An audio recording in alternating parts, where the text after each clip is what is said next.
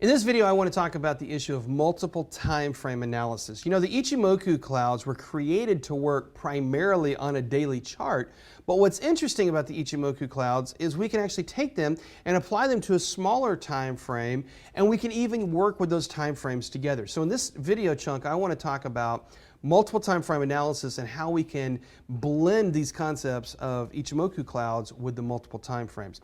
First, let's talk about Charles Dow. You know, the whole concept of multiple time frame analysis really is a boiling down of the concepts of this key principle of Dow theory, where Charles Dow says that trends have three levels of the trend. Now, what are those three levels? It's the primary, the intermediate, and the minor level of the trend. And at any given time, stocks have these multiple levels of trends that are taking place.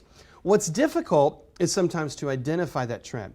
Where the multiple time frame analysis comes in is when you zoom in to a smaller time frame or you zoom up to a larger time frame, you can often see that picture, a little more clear picture of that primary trend on the multiple time frame, which looks like either the primary, the intermediate, or the minor level of the move. So let's look at these really fast.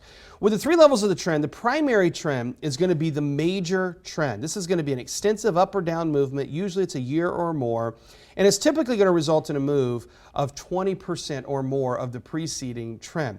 Whatever that trend was. So more often than not. Now, if you go down to the intermediate level trend, the intermediate level trend is going to work with the primary trend. Look at the picture here. You see how the intermediate trend is working with the primary trend, not fighting it. Sometimes, however, it's going with the trend. Sometimes it's going the opposite direction, but it's working with the primary trend. These are going to be reactionary moves that occur during a primary trend. Reactionary moves during the primary trend. They're shorter term, and on a daily chart, they're usually going to represent weeks or maybe a few months of time frame on that chart. And then finally, the minor level trend is going to be essentially the same thing to the intermediate move that the intermediate is to the primary. It's shorter reactionary moves to the intermediate level trend. They're small moves on a daily chart. They're typically going to last for days, maybe up to a couple of 2 or 3 weeks. But these are the minor level trends. And sometimes they are going with the intermediate trend. Sometimes they're going the opposite direction of the intermediate trend. But it's those minor level moves that really confuse people. You know, people can look and understand the primary trend quite easily. They can even understand and appreciate the intermediate trend, but it's the day-to-day movement that really makes up that minor level trend that really confuses people. Well, multiple time frame analysis can really help us clarify what's going on there and maybe get a little bit more clear. So let me help you out here. Take this chart here that you see of the Euro-US dollar, and all I need to do is draw a trend line here, and you can see this is a big picture primary trend. This is moving from August 2012 all the way into the beginning of 2013. Now watch what I do next. Next I'm going to draw an up line and a down line, and boom, there's your intermediate trend.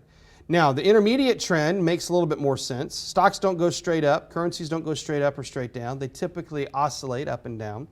But they don't even go up and down like the intermediate line. Instead, they typically look more like this pink line. There's your minor level trend. So what you see here is you see these three trends working together.